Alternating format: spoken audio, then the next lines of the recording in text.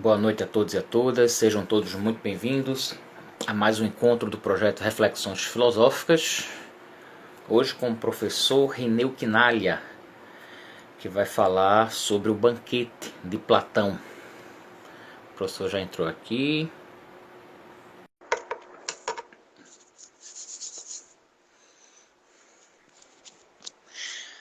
Professor Rineu, muito bem-vindo. Grande Muito. Hugo, Tudo bom? E aí, peguei um conseguiu vinhozinho escrita aqui para termina brindar. isso?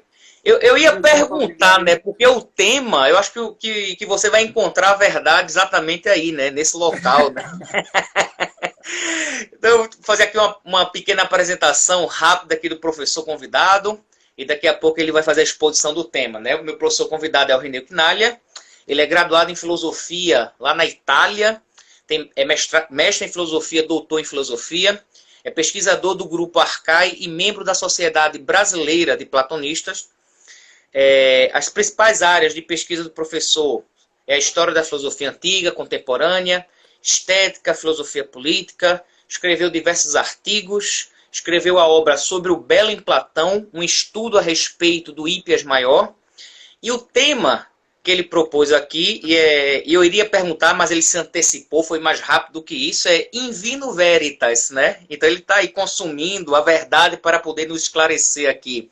Considerações a respeito do banquete de Platão. Professor Rineu, muito obrigado, muito boa noite. Você tem a palavra. Uau, apresentação em 1 minuto. Caramba, Hugo, que bom. Hugo, queria te agradecer muito o convite. Agradecer também o Adriano, o professor Mergulhão, que está por aí também nos ouvindo, que eu já vi que ele entrou. E já sei que ele fez o drink dele lá no interior, já deve estar bebendo o vinho do drink dele. Porque foi a partir da. Eu estava no mercado vendo o Adriano no teu programa, fiz uma pergunta, ele me apresentou e você logo já me chamou.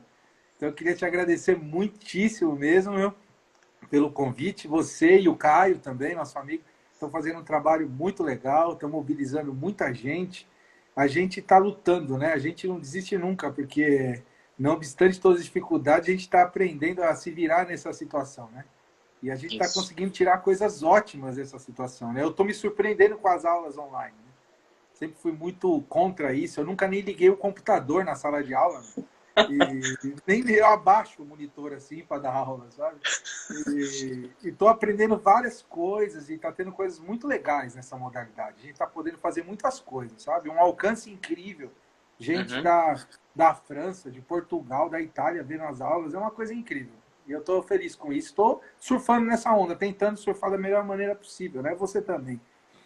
Por Seguinte, falar nisso, obrigado. estou inscrito, para quem não sabe, professor Rineu, a partir da quarta-feira da semana que vem, dia 23, é porque muita gente também vai ver isso depois, né, gravado, vai começar um curso sobre a República de Platão, né, e cada encontro ele vai trabalhar um livro, né, da obra de Platão, A República.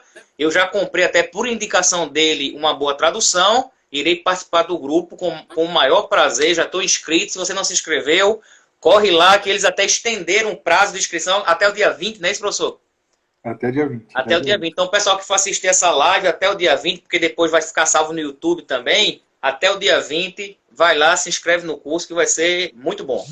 Legal. Agradecer a Bárbara também, que está aí ouvindo a gente, Isso. está dando maior força. E é o seguinte, eu vou começar então aqui. Primeiro eu vou começar com umas propagandas aqui. Eu tenho um programa de podcast que eu queria convidar todo mundo que está aí. Está crescendo a sala, só está entrando gente aí. Depois eu vou dar um jeito de pedir para você pôr de algum modo aí, não sei se é bio que fala, alguma coisa assim, que é o meu programa, chama Filodifusão. É um programa de podcast onde eu trabalho, é curto, tem uma estética bonita, uma estética musical, tem uma música. Eu falei de Deleuze, de Schopenhauer, de Platão, de Protágoras, de Gorgias. Depois vocês ouçam, está no Instagram. No Instagram não, no Spotify, mas também no rádio, no Google Podcast, coisa toda. Então, Filodifusão é meu programa de podcast, está bem legal. Quero que vocês escutem, ia ficar feliz.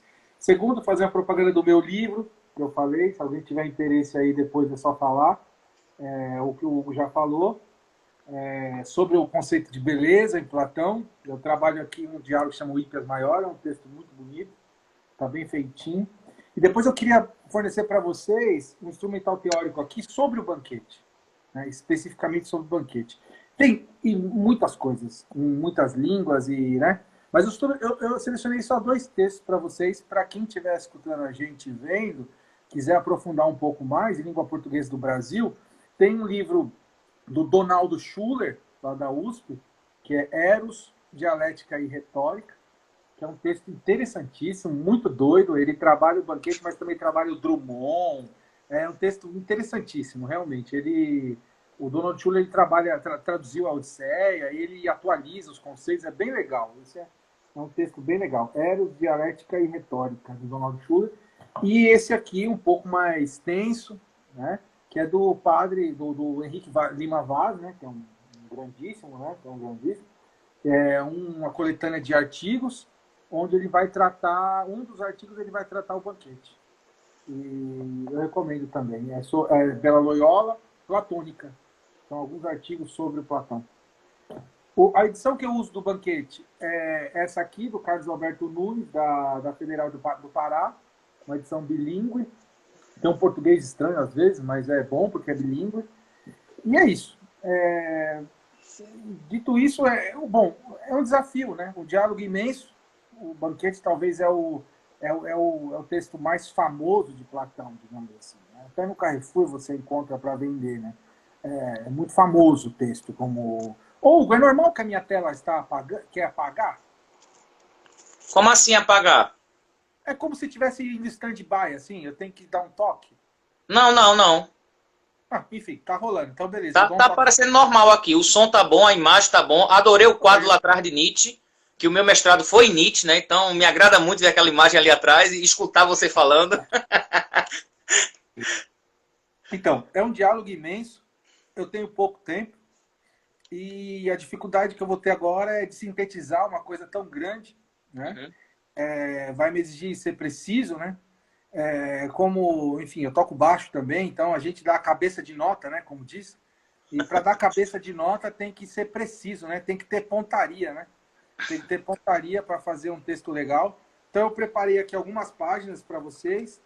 Eu vou explicar aqui o meu recorte. Tive que fazer uma escolha, um caminho, né? Não vou contemplar absolutamente pouquíssimas coisas. É um recorte que eu vou fazer para você, que eu achei interessante para você. O negócio é o seguinte, dentro do corpus platônico, né, a gente tem diferentes Sócrates, né? Tem um Sócrates ameaçado pela morte, que a gente vê na Apologia, no Críton, no Fédon, né? O Sócrates irônico do Hipias Maior, do Mênon, de tantos outros textos, né?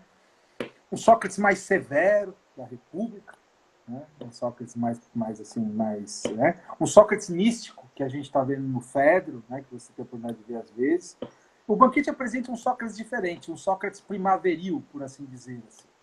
Um Sócrates fresco mesmo. Um Sócrates que tomou banho, por exemplo. Né? Isso é raro. Que pôs sandália, isso é mais raro ainda, porque ele não tomava banho e nem colocava sapato. Então, Sócrates que tomou banho, tá lá com os cachos molhados, entendeu? Fresco, perfumado e com sandália. E ele diz que ele tá assim porque para visitar um belo, você tem que se fazer belo. Então, para você ver uma pessoa bela, convém que você também fique belo. Ele vem com esse papo para ir na casa do Agatão. Né? Ele faz um jogo... Na verdade, não é belo e bom, porque o conceito estético e ético se misturam no contexto grego, né? Então ele fala bom, na verdade, em grego, né? Porque ele joga com a palavra agaton, né? De Agatão, que é o nome do personagem, e Agatão, que é Agaton, que é bom também em grego.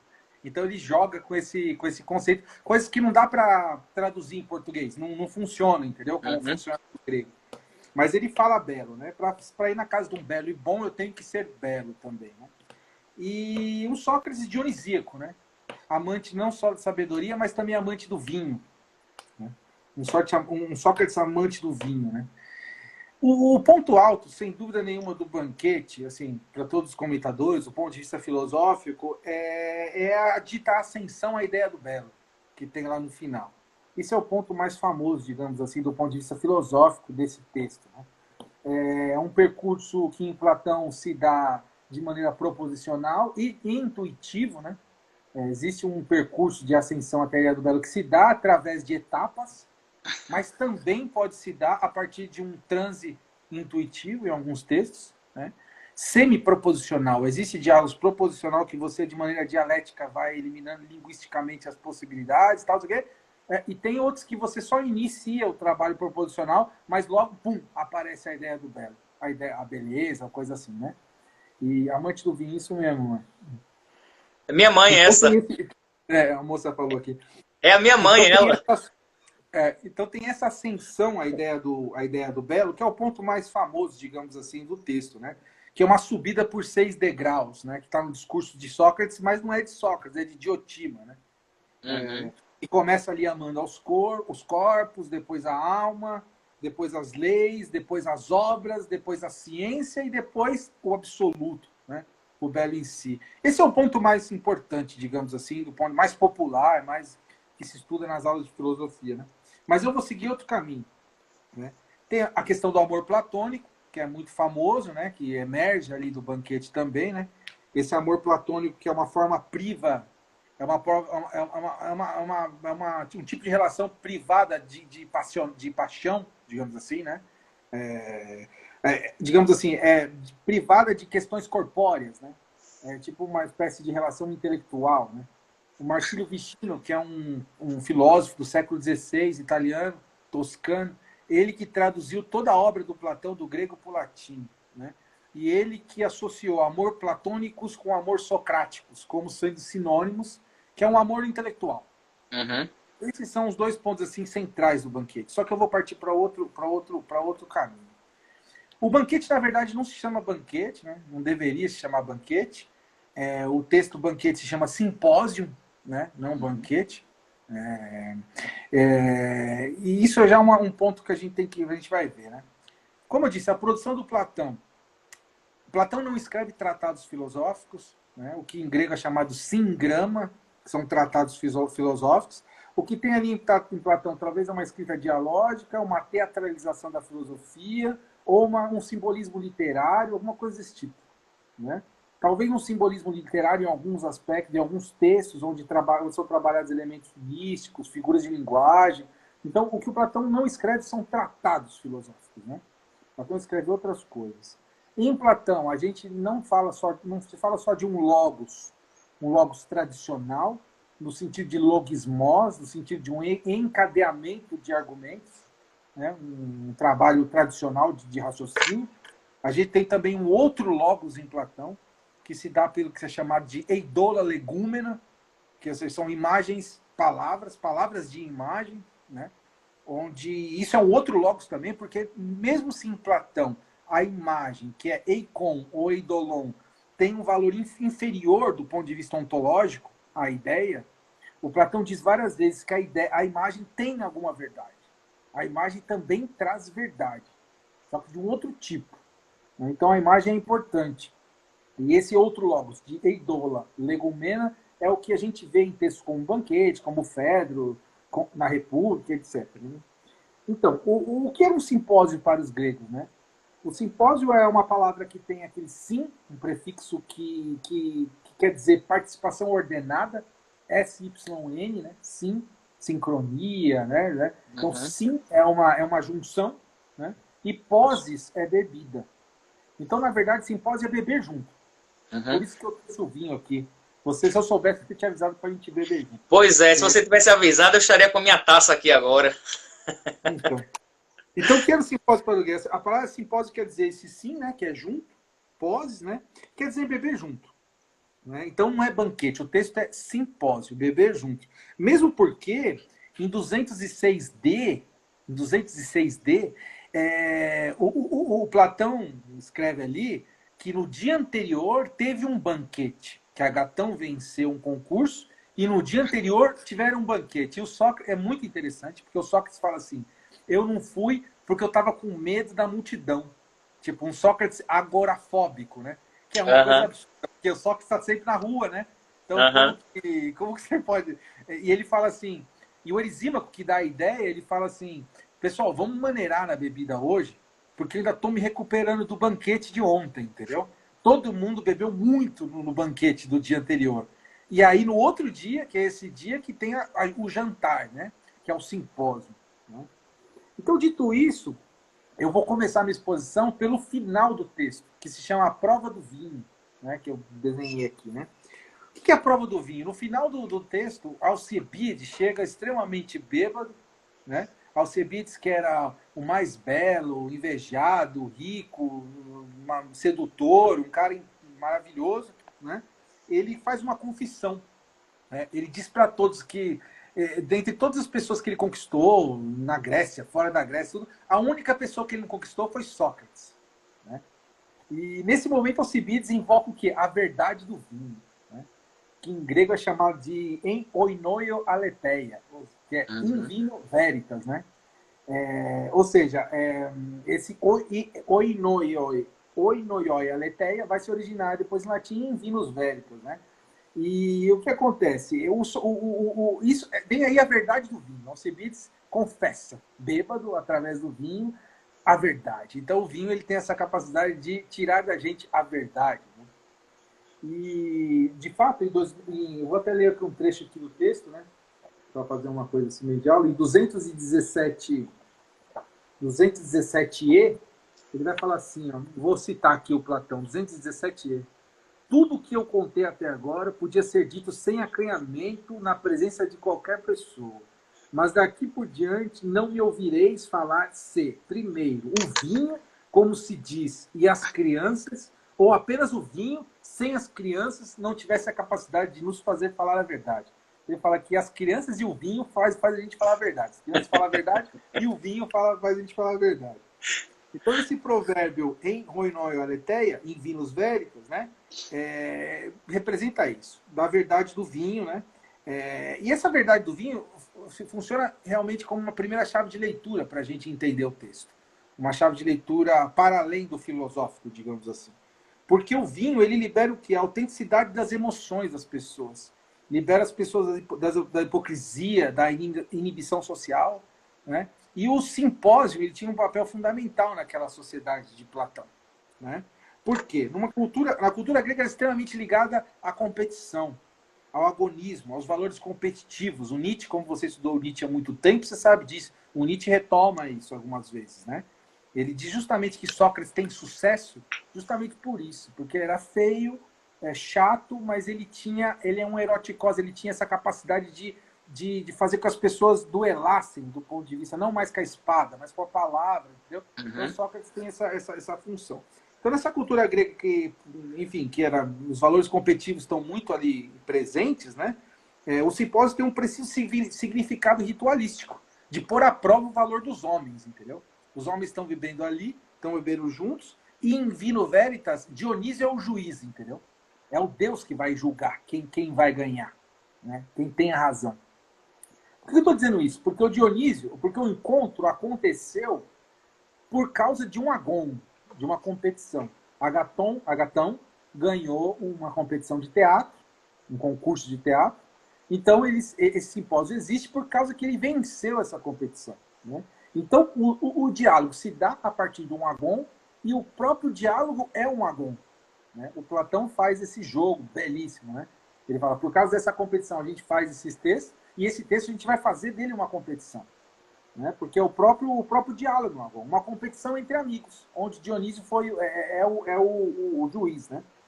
O banquete é uma síntese especulativa, né, de dois conceitos, gira em torno de dois conceitos fundamentais na filosofia de Platão, que um a gente pode chamar de noiesis e o outro de aistesis, ou seja, pensamento e sensação. Pensamento e sensação os dois conceitos centrais desse texto. As coisas se dão as experiências se dão na sensação, mas o pensamento está ali misturado com a sensação, então as coisas se dão ali entre noesis, numa dinâmica noética e estética, entendeu? Está tudo ali junto. Isso é central dentro do texto de Platão, né? Não só desse, mas toda a obra de Platão, né? Vou caminhar aqui, né? O Platão, então, propõe esse discurso sobre o tema do amor. O médico Erisímaco que dá essa ideia, ele fala, por que a gente vamos maneirar, não vamos beber igual a gente viu semana passada, ontem, e a gente pode fazer um concurso. Cada um fala um discurso sobre Eros, sobre o amor, né? Sobre o que é o amor, né? Nesse sentido é interessante porque o banquete, o texto, como texto, é uma cópia de uma cópia, digamos assim. É um simulacro, é uma cópia de uma cópia do que aconteceu. Porque existiu o fato, existiu quem estava lá, que é Aristodemo, que viu, e existe Apolodoro, que ouviu de um amigo de Aristodemo. Então, é uma cópia da cópia da cópia. Né? Então, isso é muito interessante, e dentro do platonismo tem essa questão da memória também, que é um tema imenso, que gerou muita tese de doutorado por aí, né? E vai gerar ainda. Né? Então, do ponto de vista ontoepistemológico, o simpósio é uma imitação da imitação, entendeu? É uma imitação da imitação. Um mapeamento do diálogo. Né? O local do diálogo. O diálogo se dá na casa de Agatão. Né? O prólogo se dá na rua. Né? Eles estão andando na rua. E embaixo das marquises dos vizinhos de Agatão. E ali tem um trecho interessantíssimo, um ponto assim muito estranho do texto do Platão, porque em algumas ocasiões Sócrates entra em transe, porque todo mundo ele está andando com o Aristodemo, e aí o Aristodemo vai para dentro da casa e o Sócrates fala assim, espera aí que eu vou ficar aqui um pouco. E ele fica lá, uns minutos, sei lá, 50, 40 minutos, e a festa está rolando, e o Sócrates não entra, e só depois que ele entra. Não se sabe por quê, o Platão não explica por quê. Ele fica lá, sozinho, lá embaixo da marquise. Não sei o que está fazendo. Bom, tem algumas ideias pode vir na cabeça, mas não sei, cara. A data do simpósio é em 416, onde aconteceu realmente aquilo, porque consta a data da vitória de Agatão. A data do relato, com certeza, é um pouco antes de 399. Sócrates estava vivo, porque Apolodoro conta que era discípulo de Sócrates naquele momento ali. Então, e a data da composição. Você vê que os textos de Platão são complicados. Tem data do evento, data da produção, isso tudo é muito difícil de estabelecer, né?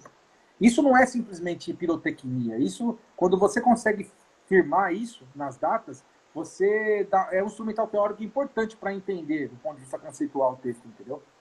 Agora, a data de composição, impossível definir. Com certeza é um diálogo de maturidade. Deve ter escrito na década de 70 ou de 80, né?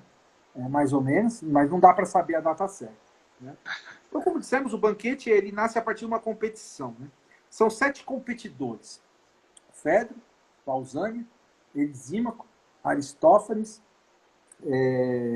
Agatão, Sócrates e Alcibiades. São esses 7 caras que estão ali falando sobre o amor.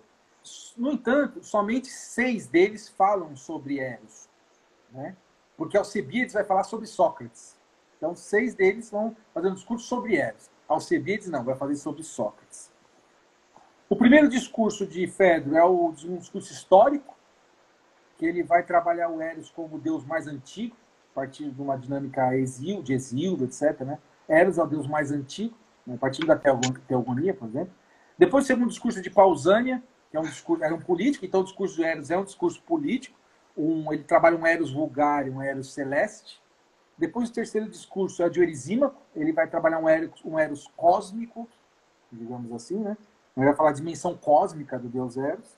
Depois, o discurso de Aristófanes é o discurso mitológico, anelante, Eros como um deus que junta, anelante, né? Eros como desejo de unidade, nesse caso, né? O discurso de Agatão é um discurso histórico também, as qualidades e os benefícios de Eros. O sexto discurso é o de Sócrates, que não é o de Sócrates, ele se esquiva. Isso mesmo, o Adriano falou isso aí. O Eros se esquiva. O Sócrates se esquiva, vai falar que a Diotima falou para ele esse discurso. Né?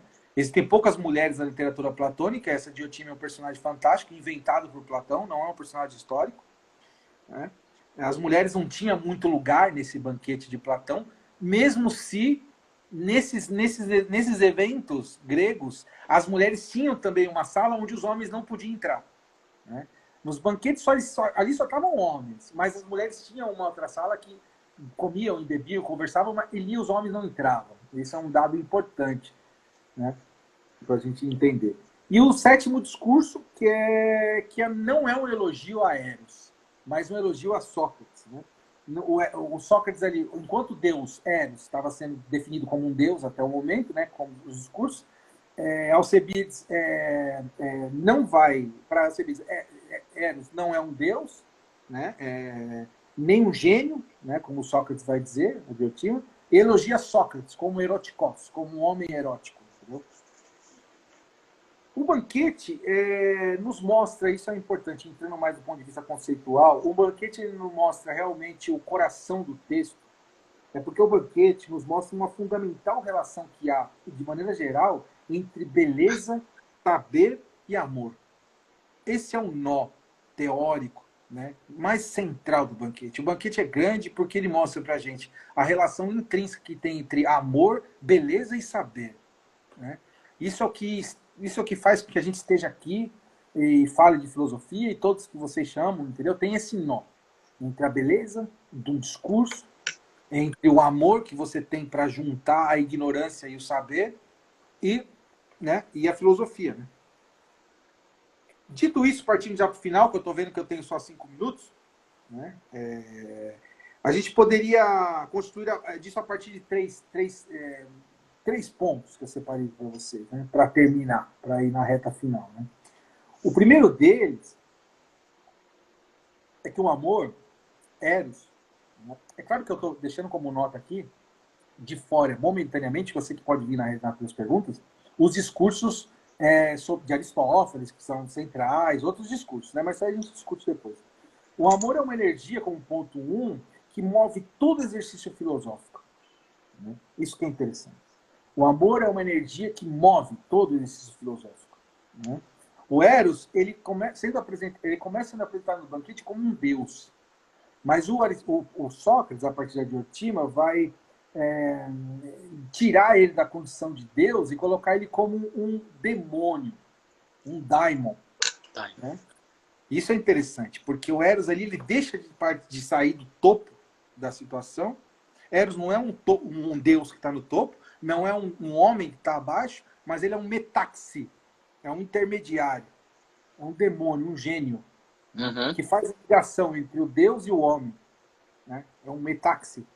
E isso é interessante para vocês saberem, digamos assim, a estrutura grega, né, das entidades, digamos assim. Primeiro a gente tem os theoi, depois a gente tem os daimones, depois os heróis. Então o homem comum, ele tem o herói, os gênios e os theoi, os deuses. Né? O Eros ali para Sócrates é um metaxi, uma via intermediária. Isso já diz tudo sobre a filosofia em geral, sobre o próprio exercício filosófico. Porque o Eros, nesse sentido, como um demônio, ele nos fornece uma energia colante entre a ignorância e o saber. Né? Eros é intermediário pela própria sua natureza, que ele é filho de Ponos e Pênia. Ele é filho do recurso e da penúria. Então ele tem tudo e não tem nada. Eros, quando você quer alguma coisa eroticamente, amorosamente, você faz de tudo para conseguir, você consegue conseguir ter negócio, mas quando você tem o negócio, vem a sua coisa materna, da penúria, e você deixa embora. Então fica esse drama, né, de você desejar sempre o que você não tem. Você ama o que você não tem, na verdade. Né? Bom, como nota, a gente teria que falar em mais um semestre ainda sobre isso, porque isso Schopenhauer pegou isso, Freud, não sei nem dizer, entendeu? A questão do libido, a questão erótica, tá tudo aqui, entendeu? Schopenhauer, sobre o drama, né, da vida ser um pêndulo entre a angústia e o tédio, né? Porque justamente você ama o que você não tem, você deseja o que você não tem, fica nisso, né? Então a própria genealogia de Eros o coloca numa situação de ambiguidade, de ter e não tem. Por isso que Eros é filosófico, Eros é filósofo, porque nós filósofos a gente não sabemos nada, né? Nós não somos totalmente ignorantes, entendeu? A gente está aqui fazendo esse trabalho, você não sabe nada, eu não sei nada, mas a gente está sempre estudando, sempre está vendo um falar, entendeu? Então a gente fica como um exercício erótico, a gente fica tentando ligar as duas instâncias. Como ponto 2, há um pessimismo antropológico importante dentro da obra platônica. Né? Isso é uma coisa interessante. Há um pessimismo antropológico dentro da obra de Platão. Basta a gente ver o Anel de Giges, alguns mitos, né? Platão tem esse pessimismo sobre a existência humana, né? Sobre o homem. Talvez, com certeza, chateado pelo que fizeram com Sócrates, sem dúvida nenhuma. Né? Um dos aspectos desse pessimismo é que o homem possui uma natureza dispersa, fragmentada, ignorante, rompida. No entanto, essa natureza vai implicar justamente uma vontade de saber as coisas. Né? uma aquisição de uma certa racionalidade. E aí entra a dinâmica erótica. O homem não possui o saber, né? Aqui entra a natureza do amor, que tenta fazer o quê? Unir essas duas realidades, né? Gnosis e agnoia, né? Saber, conhecimento e ignorância. O Eros tenta unir, tenta reconstituir essa unidade do homem, né? O homem é insuficiente, é rompido, porque o Aristóteles vai dizer que ele foi partido. Então a gente sempre busca o que a gente não tem. No sentido filosófico, o que o filósofo busca? O saber, né? A verdade. E aí ele vai usar dinâmicas filosóficas, poéticas e tudo que ele tem para tentar juntar, para tentar construir o saber. Segundo Platão, o pessimismo é brutal, porque isso não vai acontecer na vida, né? E aí a gente vai para outros diálogos, né? Isso não tem como, a gente só a ideia do belo, que é uma ideia valor que a gente consegue ter uma espécie de intuição vivo, mas as outras não existe a justiça em si. Mas agora o autotokalon, né? Ou seja, o conceito, o belo em si, você pode ter uma espécie de intuição, de êxtase. Nos textos aparece isso no Fedro, aparece isso no Banquete. Então o amor revela o que? A nossa condição e a nossa natureza fragmentada. O amor é desejo de unidade, entendeu? É desejo que a gente se una com o que a gente não tem. No ponto de vista filosófico, com o saber, né? E para terminar, 19h31, estou chegando lá já, a maratona, né, meu? Que eu estou falando rápido pra caramba aqui, meu. Isso aqui tem que beber vinho pra caramba e conversar devagar. Mas eu fui rigoroso, preparei do jeito que você falou que tinha que ser. Eu vou chegar só às 7h35 só. Tá bom. E o terceiro ponto é que através do diálogo, né, é que nasce essa tensão, né? É através do exercício dialógico que a gente está fazendo aqui. Não, que a gente está fazendo aqui não, que a gente não está dialogando agora, né? A gente só está ouvindo a apresentação. Mas é a partir do diálogo, né, que em grego é dialegestai, e você troca essa ideia, né, nasce a tensão. A vontade de saber nasce. O diálogo, ele cria a tensão dialética que vai juntar os dois polos, que vai fazer com que a gente saiba, né? E por isso que o texto diz em 216 que a finalidade do homem é procriar no belo. Então, o belo, a gente tem que procriar na beleza, né? Criar discursos belos que visam o conhecimento. Eu queria finalizar só retomando o ponto central do texto do Platão do Banquete, que é a relação entre beleza, amor e saber. Isso, o Banquete é grande e é incrivelmente importante para a psicanálise, para a psicologia, para a tradição filosófica, porque envolve ali a questão do amor, do saber e da beleza, né?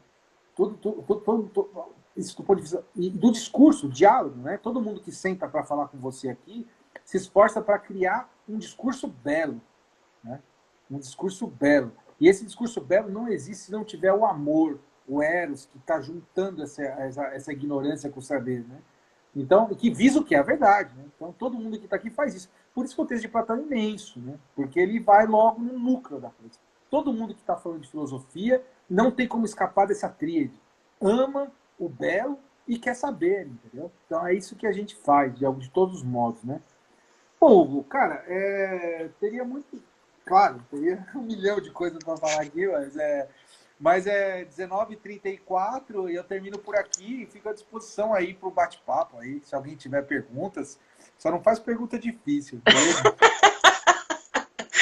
Muito obrigado, professor. O tempo que eu formulo a pergunta é o tempo que o senhor bebe aí mais um pouco de vinho para poder... Isso, acabou. Pode repor aí. Eu sei que a garrafa está logo aí ao lado, tenho certeza disso. Você é uma pessoa preparada. A primeira pergunta que eu quero fazer, professor, é o seguinte. Esse debate, essa reflexão que tem no Banquete, se volta para a tentativa, né, do amor eros, né, como o senhor coloca. Só que na Grécia Antiga nós temos outros conceitos de amor, né, o amor pragma, filautia, o amor ágape, filia. E eu percebo que aqui no Brasil a gente usa a expressão amor para tudo, como se fosse a mesma coisa, né? Há como se fosse um reducionismo da expressão amor. E muito daquilo que Platão nos traz, ele traz de uma forma muito ampla essa reflexão sobre o amor, a beleza e o saber. E parece que aqui a gente reduz, tanto pela dificuldade de tradução, Tanto é que você me indicou, você disse, não, essas duas obras aqui da República, que é do curso que eu vou fazer com você, você disse, essas aqui são traduções confiáveis, né? Tem outras que acaba se perdendo muita coisa. E aqui, quando a gente fala de amor, parece que amor é a mesma coisa. As pessoas tentam, quando fala assim, o amor... Então, é um diálogo imenso, eu tenho pouco tempo, e a dificuldade que eu vou ter agora é de sintetizar uma coisa tão grande, né? Uhum. Vai me exigir ser preciso, né? Como, enfim, eu toco baixo também, então a gente dá a cabeça de nota, né? Como diz. E para dar cabeça de nota tem que ser preciso, né? Tem que ter pontaria, né? Tem que ter pontaria para fazer um texto legal. Então eu preparei aqui algumas páginas para vocês. Eu vou explicar aqui o meu recorte. Tive que fazer uma escolha, um caminho, né? Não vou contemplar absolutamente pouquíssimas coisas. É um recorte que eu vou fazer para você, que eu achei interessante para você. O negócio é o seguinte, dentro do corpus platônico, né, a gente tem diferentes Sócrates, né?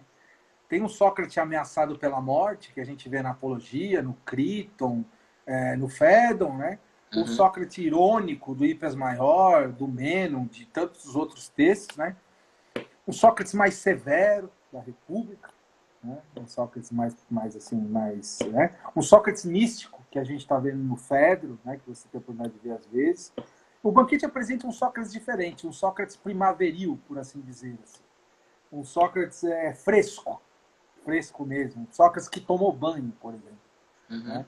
Isso é raro. Que pôs sandália, isso é mais raro ainda, porque ele não tomava banho e nem colocava sapato. Então, Sócrates que tomou banho, tá lá com os cachos molhados, entendeu? Fresco, perfumado e com sandália. E ele diz que ele está assim porque para visitar um belo, você tem que se fazer belo. Então, para você ver uma pessoa bela, convém que você também fique belo. Ele vem com esse papo para ir na casa do Agatão. Né? Ele faz um jogo... Na verdade, não é belo e bom, porque o conceito estético e ético se misturam no contexto grego. Né? Então, ele fala bom, na verdade, em grego, né? Porque ele joga com a palavra Agaton, né? De Agatão, que é o nome do personagem, e Agatão, que é Agaton, que é bom também em grego. Então ele joga com esse conceito, coisas que não dá para traduzir em português, não funciona, entendeu? Como funciona no grego. Mas ele fala belo, né? Para ir na casa de um belo e bom, eu tenho que ser belo também, né? E um Sócrates dionisíaco, né? Amante não só de sabedoria, mas também amante do vinho. Né? Um Sócrates amante do vinho, né? O ponto alto, sem dúvida nenhuma, do Banquete, assim, para todos os comentadores, do ponto de vista filosófico, é a dita ascensão à ideia do belo, que tem lá no final. Esse é o ponto mais famoso, digamos assim, do ponto de vista filosófico desse texto. Né? É um percurso que em Platão se dá de maneira proposicional e intuitivo, né? Existe um percurso de ascensão até a ideia do belo que se dá através de etapas, mas também pode se dar a partir de um transe intuitivo em alguns textos, né? Semi-proposicional. Existe diálogos proposicional que você, de maneira dialética, vai eliminando linguisticamente as possibilidades, tal, e tem outros que você só inicia o trabalho proposicional, mas logo, pum, aparece a ideia do belo, a beleza, coisa assim, né? E amante do vinho, isso mesmo, né? Minha mãe, Então, essa. a moça falou aqui. É a minha mãe, ela. Então tem essa ascensão à ideia do belo, que é o ponto mais famoso, digamos assim, do texto, né? Que é uma subida por 6 degraus, né? Que está no discurso de Sócrates, mas não é de Sócrates, é de Diotima, né? E começa ali amando os corpos, depois a alma, depois as leis, depois as obras, depois a ciência e depois o absoluto, né? O belo em si. Esse é o ponto mais importante, digamos assim, do ponto mais popular, mais que se estuda nas aulas de filosofia, né? Mas eu vou seguir outro caminho, né? Tem a questão do amor platônico, que é muito famoso, né? Que emerge ali do Banquete também, né?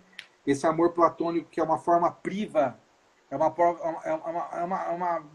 um tipo de relação privada de paixão, digamos assim, né?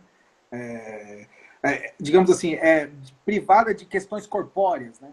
É tipo uma espécie de relação intelectual, né? O Marsilio Ficino, que é um filósofo do século XVI, italiano, toscano, ele que traduziu toda a obra do Platão do grego para o latim, né? E ele que associou amor platônicos com amor socráticos, como sendo sinônimos, que é um amor intelectual. Uhum. Esses são os dois pontos assim centrais do banquete. Só que eu vou partir para outro caminho. O banquete, na verdade, não se chama banquete, né? Não deveria se chamar banquete. O texto banquete se chama simpósio, né? Não banquete. E isso é já um ponto que a gente vai ver, né? Como eu disse, a produção do Platão. Platão não escreve tratados filosóficos, né? O que em grego é chamado singrama, que são tratados filosóficos. O que tem ali em Platão talvez é uma escrita dialógica, uma teatralização da filosofia, ou um simbolismo literário, alguma coisa desse tipo, né? Talvez um simbolismo literário em alguns aspectos, em alguns textos, onde são trabalhados elementos místicos, figuras de linguagem. Então, o que o Platão não escreve são tratados filosóficos, né? Platão escreve outras coisas. Em Platão, a gente não se fala só de um logos tradicional, no sentido de logismos, no sentido de um encadeamento de argumentos, né? Um trabalho tradicional de raciocínio. A gente tem também um outro logos em Platão, que se dá pelo que é chamado de eidola legúmena, que são imagens, palavras de imagem, né? Onde isso é um outro logos também, porque mesmo se em Platão a imagem, que é eikon ou eidolon, tem um valor inferior do ponto de vista ontológico à ideia, o Platão diz várias vezes que a imagem tem alguma verdade. A imagem também traz verdade, só que de um outro tipo. Então a imagem é importante. E esse outro logos, de eidola legumena, é o que a gente vê em textos como Banquete, como Fedro, na República, etc. Então, o que era um simpósio para os gregos, né? O simpósio é uma palavra que tem aquele sim, um prefixo que quer dizer participação ordenada, S-Y-N, né? Sim, sincronia, né? Então, Uhum. sim é uma junção, né? E poses é bebida. Então, na verdade, simpósio é beber junto. Uhum. Por isso que eu trouxe o vinho aqui. Se eu soubesse, eu tinha avisado para a gente beber junto. Pois é, se você tivesse avisado, eu estaria com a minha taça aqui agora. Então, o que era o simpósio português? A palavra simpósio quer dizer esse sim, né? Que é junto. Poses, né? Quer dizer beber junto. Né? Então, não é banquete. O texto é simpósio, beber junto. Mesmo porque, em 206D, o Platão escreve ali que no dia anterior teve um banquete, que Agatão venceu um concurso, e no dia anterior tiveram um banquete. E o Sócrates é muito interessante, porque o Sócrates fala assim: eu não fui porque eu estava com medo da multidão. Tipo, um Sócrates agorafóbico, né? Que é uma coisa Uhum. absurda, porque o Sócrates está sempre na rua, né? Então, Uhum. como que você pode... E ele fala assim... E o Erisímaco, que dá a ideia, ele fala assim: pessoal, vamos maneirar na bebida hoje, porque eu ainda estou me recuperando do banquete de ontem, entendeu? Todo mundo bebeu muito no banquete do dia anterior. E aí, no outro dia, que é esse dia que tem o jantar, né? Que é o simpósio. Né? Então, dito isso, eu vou começar a minha exposição pelo final do texto, que se chama A Prova do Vinho, né? Que eu desenhei aqui, né? O que é a prova do vinho? No final do texto, Alcebiades chega extremamente bêbado, né? Alcebiades, que era o mais belo, invejado, rico, sedutor, um cara maravilhoso, né? Ele faz uma confissão. Né? Ele diz para todos que, dentre todas as pessoas que ele conquistou, na Grécia, fora da Grécia, tudo, a única pessoa que ele não conquistou foi Sócrates. Né? E nesse momento, Alcebiades invoca o quê? A verdade do vinho. Que em grego é chamado de en oinoio aletheia, que é in Uhum. vino veritas, né? Ou seja, esse oinoioi aletheia vai se originar depois em latim em vinus veritas, né? E o que acontece? Isso vem aí a verdade do vinho. Alcebiades confessa, bêbado, através do vinho, a verdade. Então o vinho ele tem essa capacidade de tirar da gente a verdade. Né? E, de fato, eu vou até ler aqui um trecho aqui do texto, né? Para fazer uma coisa assim meio de aula. Em 217E, ele vai falar assim, ó, vou citar aqui o Platão, 217E. Tudo que eu contei até agora podia ser dito sem acanhamento na presença de qualquer pessoa. Mas daqui por diante não me ouvireis falar se, primeiro, o vinho, como se diz, e as crianças, ou apenas o vinho, sem as crianças, não tivesse a capacidade de nos fazer falar a verdade. Ele fala que as crianças e o vinho faz a gente falar a verdade. As crianças falam a verdade e o vinho faz a gente falar a verdade. Então, esse provérbio em Roinó e Aletheia, em Vinus Veritas, né, representa isso, da verdade do vinho, né? E essa verdade do vinho funciona realmente como uma primeira chave de leitura para a gente entender o texto. Uma chave de leitura para além do filosófico, digamos assim. Porque o vinho, ele libera o quê? A autenticidade das emoções das pessoas. Libera as pessoas da hipocrisia, da inibição social, né? E o simpósio, ele tinha um papel fundamental naquela sociedade de Platão, né? Por quê? Na cultura grega era extremamente ligada à competição, ao agonismo, aos valores competitivos. O Nietzsche, como você estudou o Nietzsche há muito tempo, você sabe disso. O Nietzsche retoma isso algumas vezes, né? Ele diz justamente que Sócrates tem sucesso justamente por isso, porque ele era feio, chato, mas ele é um eroticose, ele tinha essa capacidade de fazer com que as pessoas duelassem do ponto de vista, não mais com a espada, mas com a palavra, entendeu? Então Sócrates tem essa função. Então nessa cultura grega que, enfim, os valores competitivos estão muito ali presentes, né?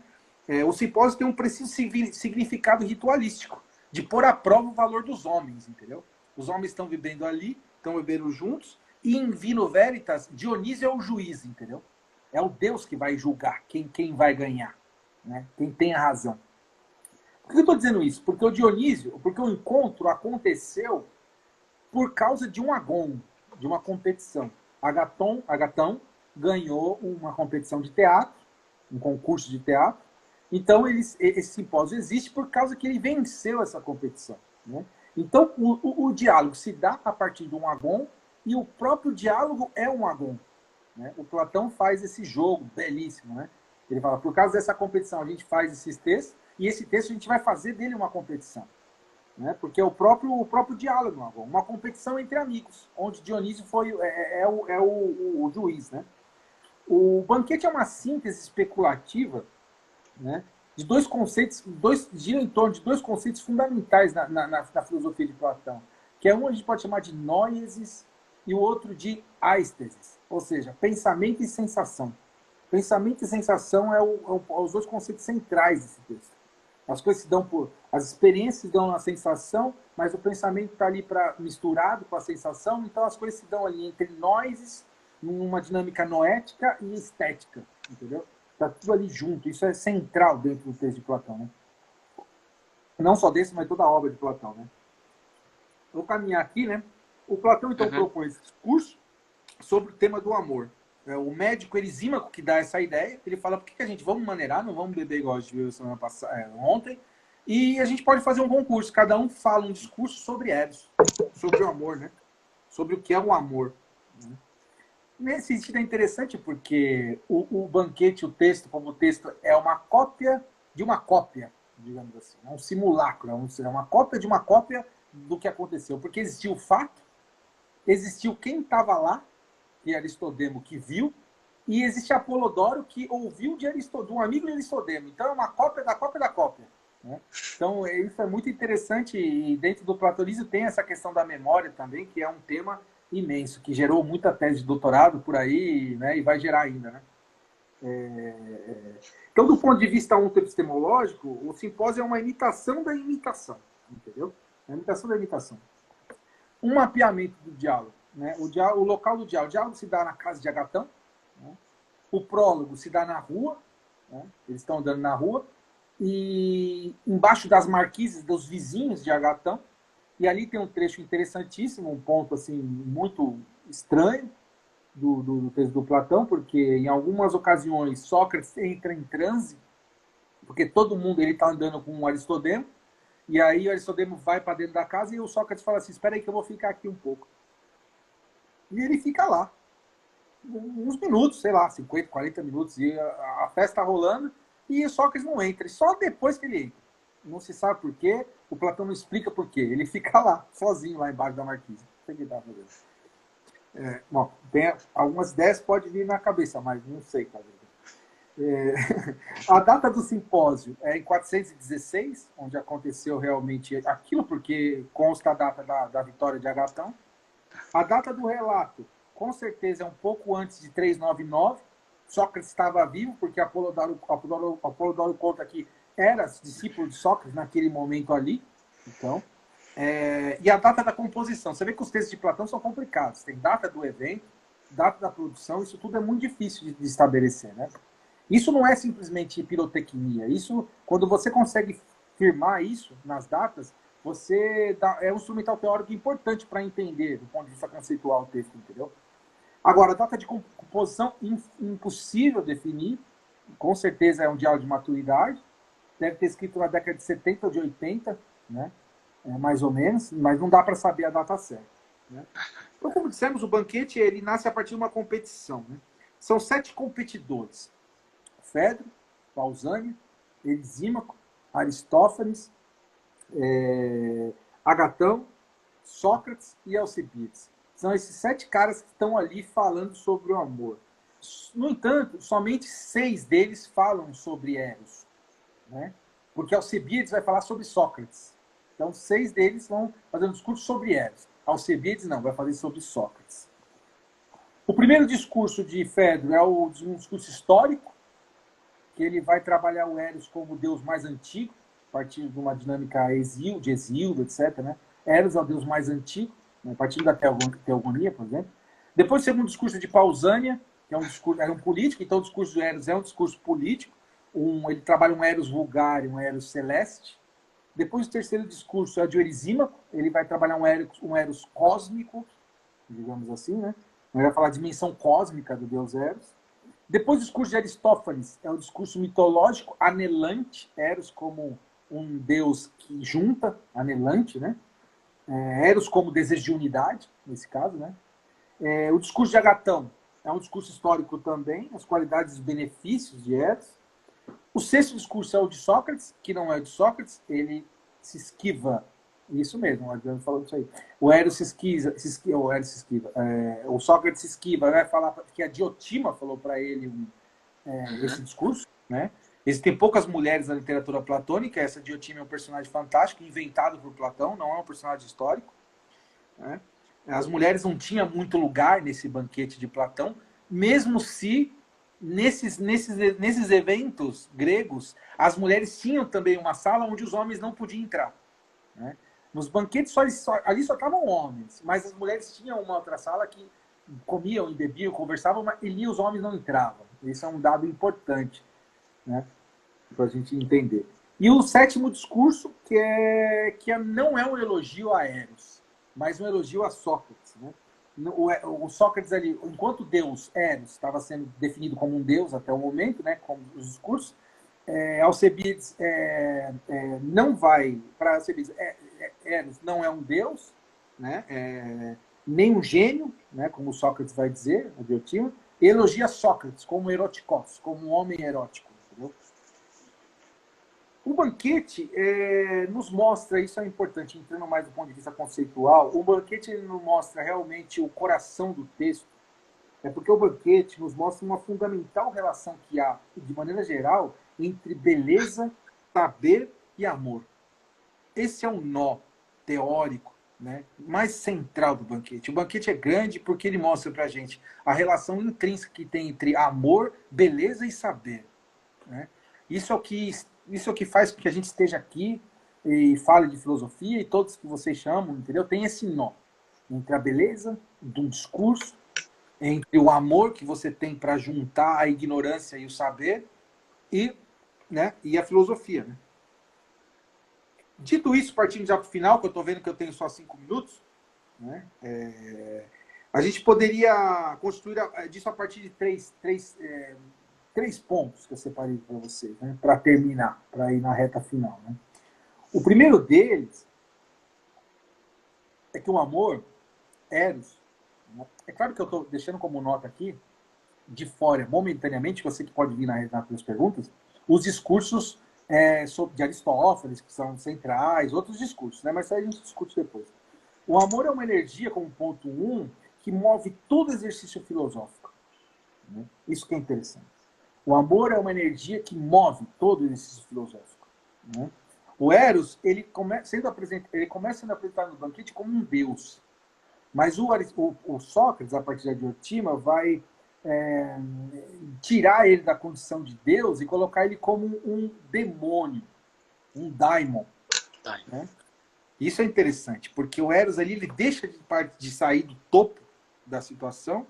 Eros não é um deus que está no topo, não é um homem que está abaixo, mas ele é um metaxi, é um intermediário, é um demônio, um gênio, que faz a ligação entre o Deus e o homem. Né? É um metaxi. E isso é interessante para vocês saberem, digamos assim, a estrutura grega, né, das entidades, digamos assim. Primeiro a gente tem os theoi, depois a gente tem os daimones, depois os heróis. Então o homem comum, ele ama, tem o herói, os gênios e os theoi, os deuses. Né? O Eros ali, para Sócrates, é um metaxi, uma via intermediária. Isso já diz tudo sobre a filosofia em geral, sobre o próprio exercício filosófico.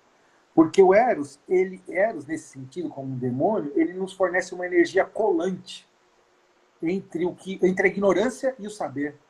Né?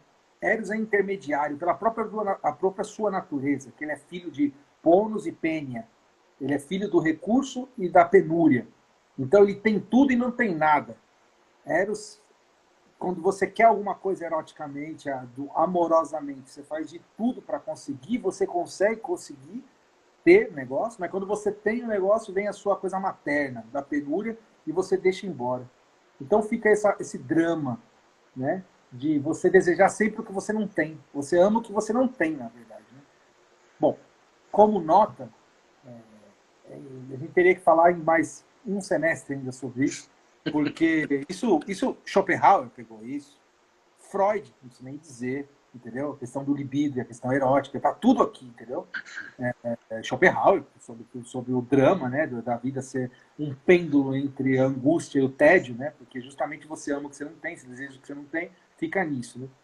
Então a própria genealogia de Eros o coloca numa situação de ambiguidade, de ter e não tem. Por isso que Eros é filosófico, Eros é filósofo, porque nós filósofos a gente não sabemos nada, né? Nós não somos totalmente ignorantes, entendeu? A gente está aqui fazendo esse trabalho, você não sabe nada, eu não sei nada, mas a gente está sempre estudando, sempre está vendo um falar, entendeu? Então a gente fica como um exercício erótico, a gente fica tentando ligar as duas instâncias. Como ponto 2, há um pessimismo antropológico importante dentro da obra platônica. Né? Isso é uma coisa interessante.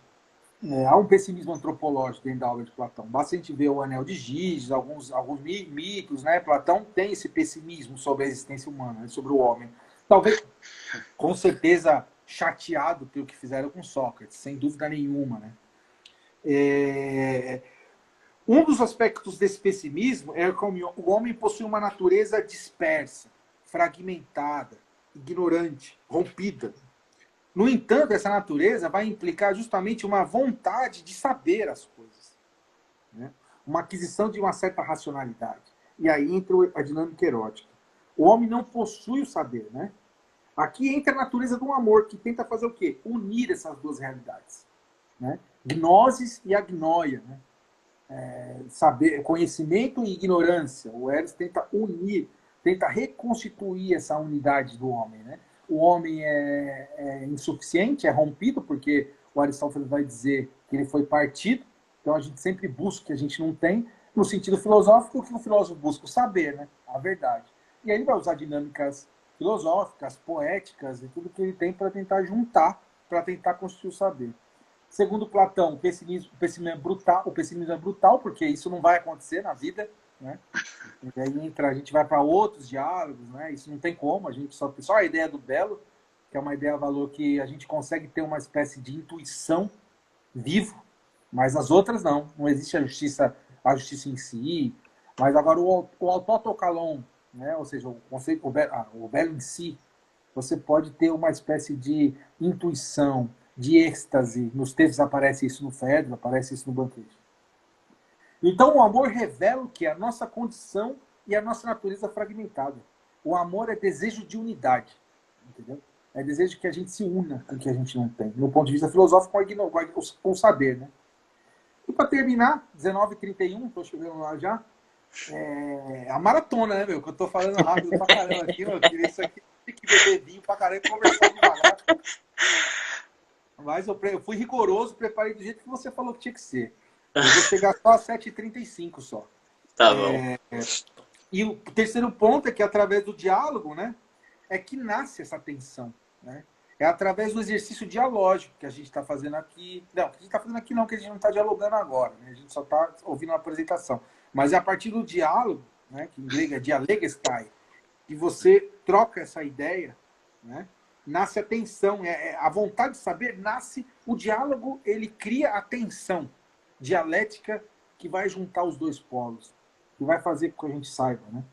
E por isso que o texto diz em 216 que a finalidade do homem é procriar no belo. Então, o belo, a gente tem que procriar na beleza, né? Criar discursos belos que visam o conhecimento.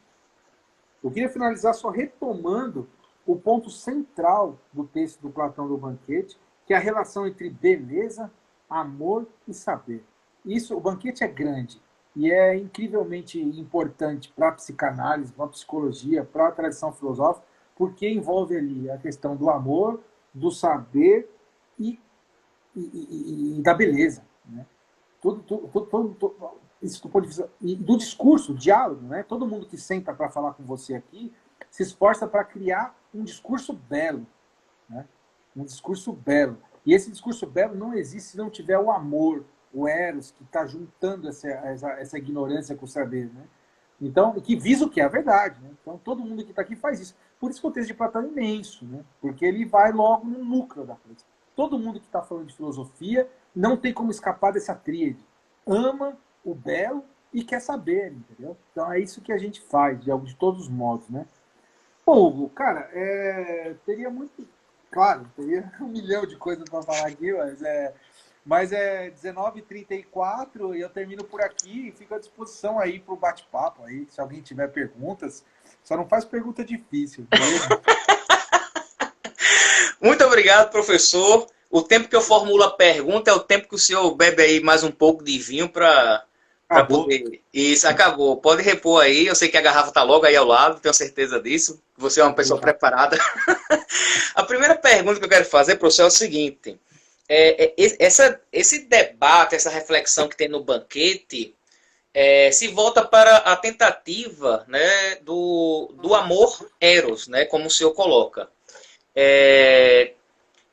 Só que na Grécia Antiga nós temos outros conceitos de amor, né? O amor pragma, filautia, o amor ágape, filia. E eu percebo que aqui no Brasil a gente usa a expressão amor para tudo, como se fosse a mesma coisa, né? Há como se fosse um reducionismo da expressão amor. E muito daquilo que Platão nos traz, ele traz de uma forma muito ampla essa reflexão sobre o amor, a beleza e o saber. E parece que aqui a gente reduz, tanto pela dificuldade de tradução, tanto é que você me indicou, você disse, não, essas 2 obras aqui da República, que é do curso que eu vou fazer com você disse, essas aqui são traduções confiáveis, né? Tem outras que acaba se perdendo muita coisa. E aqui, quando a gente fala de amor, parece que amor é a mesma coisa. As pessoas tentam, quando fala assim, o amor que eu sinto pela minha filha, eu digo assim, eu amo, por acaso a minha filha é Sofia, né? Bem original, né? Para professor de filosofia. Eu digo, eu amo Sofia. E eu digo, eu amo meu irmão, ou eu amo minha esposa. Parece que as pessoas entendem tudo isso como uma coisa só. Você entende que falta a nós, da contemporaneidade, um estudo mais aprofundado do que é o amor, para a gente não reduzi-lo na maneira como a gente reduz? Sim, sem dúvida, mas a gente não tem culpa disso não. Isso já é herança e acho que não tem nem como resolver isso, porque, percebe, a língua grega é uma língua culta.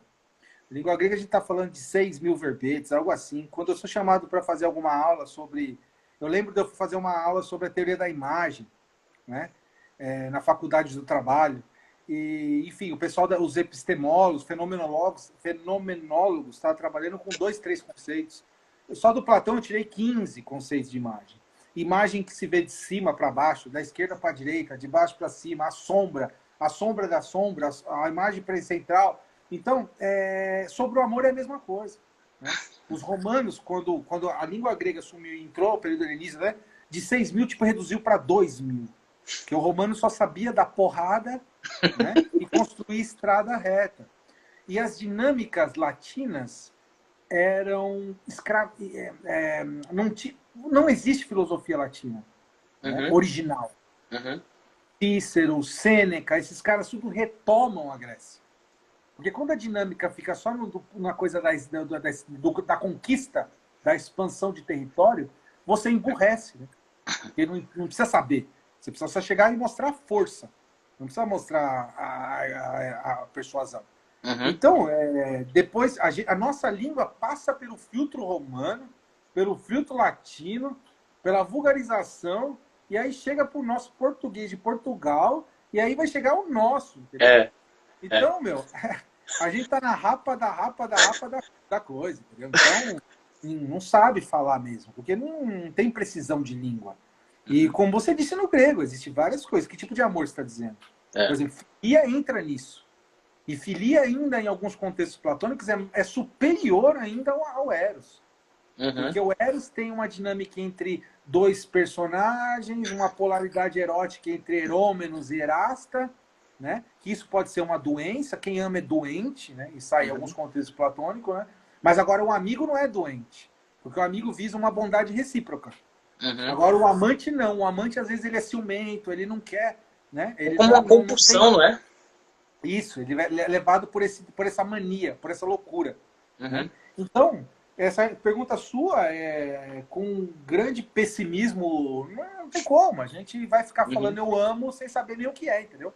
Se você fala o mesmo eu te amo para sua filha, para o seu amigo, para o seu carro, para o seu personagem do videogame, quando você ganha lá, entendeu? Para o seu centroavante do Santa Cruz lá, você está chegando do Santa Cruz, né?